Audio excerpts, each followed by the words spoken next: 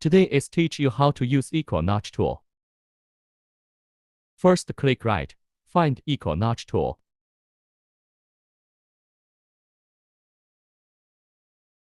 Click the left button to select the line segment in the box near the left end point, and then click the right button. The same operation is done on the other line. Then select the number of cuts in the conversation box. Enter the cutting distance and gap.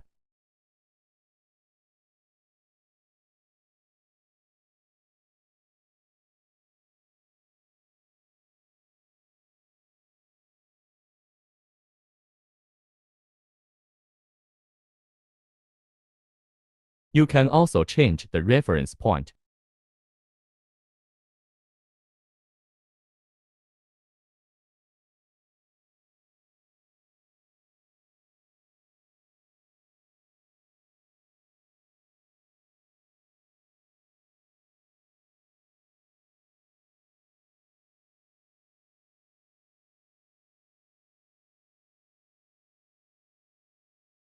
Thanks for watching.